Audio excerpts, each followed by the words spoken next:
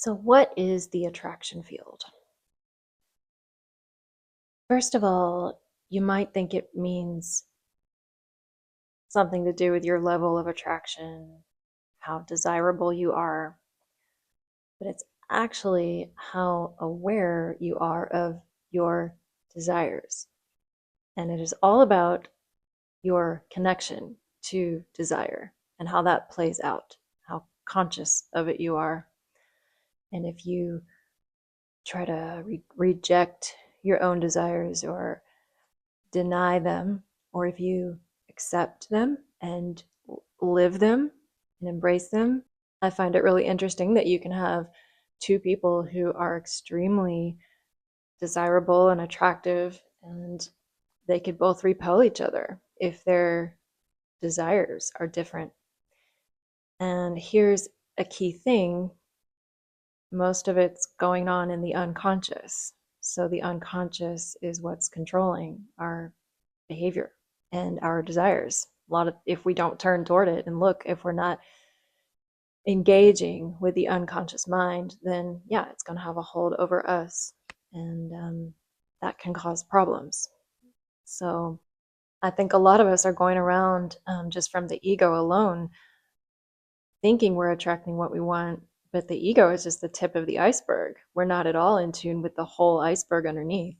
We start to become aware of the whole iceberg in little bits, in little increments, the more we live our life as we age, as we learn to tell the truth more, as we accept ourselves more.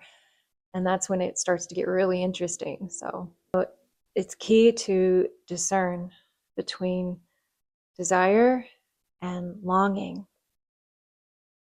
So desire has chaos and intensity, and like you could even say tightness or constriction.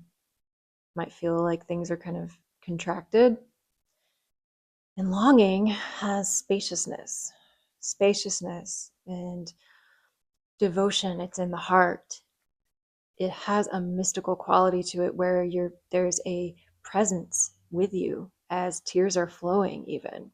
And the tears actually feel good, like they feel like a good release. Now, when you're in a state of desire, there could be tears, but it could feel painful, like pain body. We hear a lot about the pain body, and I remember in Tantra they didn't call it pain body, but it was just like contracted energy body. So jealousy or envy. So they're both erotic, but one has the flavor of devotion and trust in it, and the other one has a flavor of control and maybe even desperation or obsession in it. And that's the thing I question. I feel like obsession is intense, but I question if it's really intimate. I don't know if obsession has intimacy with it or if it's just intensity. But I know it can be fuel. So essentially, the higher stages of longing are going to come with solitude, they're going to come with slowing down, with self acceptance. Um, the self acceptance where you are not self abandoning anymore. You are showing up for your standards. You're not leaking your vessel anymore. That's when, we are in more of a stage of longing and less so in the pain body desire stage.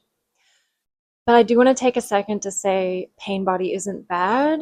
And we get that a lot in the spiritual world. Like spiritual people will say, like, I feel like they define pain body, but sort of like in a way that causes people to repress it instead of befriend it. And so the pain body isn't an enemy.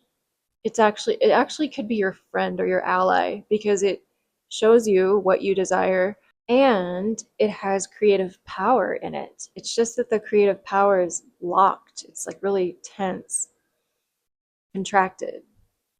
So by you turning toward pain body and befriending it, you are releasing that trapped energy and you're offering more creative power into your life and your transformation journey, and your desire journey is going to feel good instead of feel bad if you turn toward pain body. But if you're just always repressing pain body and being perfectionist about this whole thing, you are going to have a weaker attractor field because you're only living from the tip of the iceberg and you're not integrating the whole thing. So I think that's my takeaway from this is eroticizing the pain body, eroticizing the shadow, which really just means being loyal, moving closer to it, befriending it, and letting it in. And that is what releases that creative power and the power of the attraction field, which is your creative power, your life force. So that's where I'm going to stop today. And next time we'll go into shadows in the attraction field. That is really interesting too. All right. Thank you.